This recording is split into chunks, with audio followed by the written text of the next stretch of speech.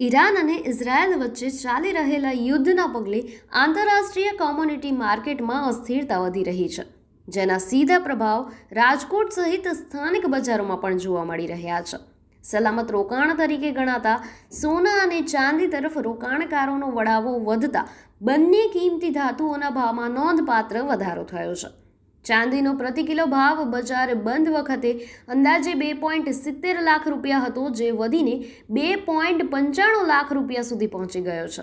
એટલે કે ટૂંકા ગાળામાં જ નોંધપાત્ર ઉછાળો થયો છે. તે જ રીતે સોનાનો ભાવ પણ તેજી તરફ રહ્યો છે. બજાર બંધ સમયે સોનાનો દર આશરે 1.65 લાખ રૂપિયા હતો, જે વધીને 1.72 લાખ રૂપિયા સુધી પહોંચ્યો છે. સતત વધતા ભાવને કારણે જ્વેલર્સ અને ગ્રાહકો બંને ચિંતામાં મુકાયા છે. લગ્નગાળો નજીક હોવા છતાં બજારમાં ખરીદીમાં નોંધપાત્ર ઘટાડો જોવા મળી રહ્યો છે. વેપારીઓના જણાવ્યા અનુસાર માર્કેટ અગાઉ સ્થિર હતું અને વ્યવહાર સામાન્ય ગતિએ ચાલતો હતો, પરંતુ યુદ્ધની પરિસ્થિતિ બાદ અનિશ્ચિતતા વધતા ગ્રાહકો ખરીદી ટાળી રહ્યા છે. જો આંતરરાષ્ટ્રીય પરિસ્થિતિ જલ્દી સુધરે તો ભાવમાં સ્થિરતા આવી શકે છે, નહીં તો આવનારા દિવસોમાં વધુ તેજી અથવા ભારે ઉતાર ચઢાવની શક્યતા નકારી શકાય તેમ નથી. આપની પ્રતિક્રિયા અમને કોમેન્ટ સેક્શનમાં જરૂરથી જણાવશો અને જોતા રહેશો ન્યૂ ભારત ન્યૂઝ. નમસ્કાર.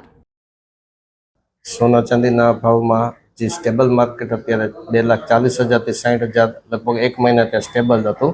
10-15,000નો જ મુવમેન્ટ હતી. એ જે આ યુદ્ધના હિસાબે સીધું 25,000 થી 30,000 રૂપિયાનો વધારો સેટરડેના બંધ માર્કેટે થયો છે. એ ટુ મચ છે. સોનામાં બી 10,000 થી 12,000, એક 40-45 વાળો ભાવ અત્યારે 1,70 સુધી પહોંચી ગયો છે. એમાં બી 25-30,000 રૂપિયાનો વધારો 10 ગ્રામે થઈ ગયો છે. ભાવ વધારાના હિસાબે વેપારીઓને વધારે બહુ જ ખરાબ અસર થઈ છે કે સ્ટેબલ માર્કેટમાં જે પરચુરણ કરી ગઈ થોડી ઘણી ગ્રાહકી હતી એ બી અત્યારે સ્ટોપ થઈ ગઈ છે. હોળાષ્ટક હિસાબે 8 દિવસ તો સાવ બંધ છે, પણ નવું જો હોળાષ્ટક પછી લગ્ન કરો છે ને એમાં બી આ ભાવ વધારો થયો છે. એની અસર થોડી વધારે જોવા મળશે, કેમ કે નાનો અને મીડિયમ વર્ગ છે એ તો સોનું તો ખરીદી શકે એવી હાલત પોઝિશન જ નથી. થોડી ઘણી ચાંદીમાં -10-20% ગ્રાહકી એવી અમે આશા રાખીએ છીએ.